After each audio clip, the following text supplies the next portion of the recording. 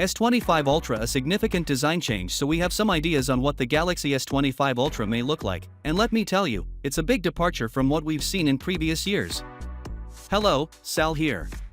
So in recent years, Samsung has adopted a more rectangular, boxy form for its Ultra phones.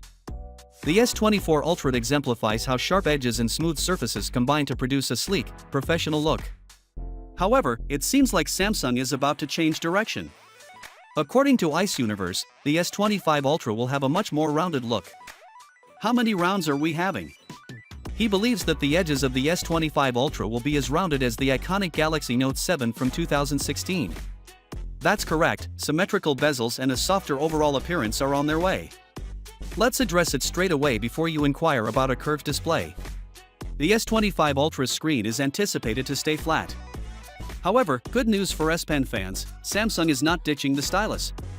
The S25 Ultra will still have dedicated S Pen compatibility and, presumably, a housing port. We also have a few of additional fascinating information regarding the S25 Ultra, but first, let me remind you that Samsung is presently offering $50 in credits simply for booking the next Galaxy. In addition, one fortunate participant will receive a whopping $5,000. Ice Universe further claims that the S25 Ultra will be the thinnest S Ultra phone ever, measuring 8.4 mm. It's 0.2 mm thinner than the S24 Ultra. The Note 20 Ultra, which measures 8.1 mm, is still the thinnest Ultra phone, it's crucial to note.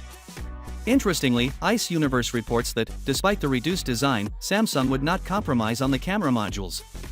This most likely implies they will protrude a bit farther than the existing phone. Next, due to manufacturing challenges with the Exynos 2500, recent speculation suggests that Samsung may forego its Exynos processor for the S25 range in favor of the Qualcomm Snapdragon 8 Gen 4 in all markets. A recent rumor suggests that a MediaTek processor may be in the works for the S25 and S25 Plus in select markets, with the S25 Ultra still remaining with the Snapdragon. This claim comes from a less established source in South Korea, so proceed with caution, but it implies Samsung is considering this alternative owing to the escalating cost of the Snapdragon 8 Gen 4, which is said to be 30% more costly than its predecessor. Using MediaTek might perhaps help Samsung maintain prices for the regular and Plus models.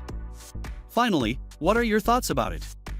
So with that being said, let me know your thought in the comment below, and if you are new here, please subscribe. Peace out.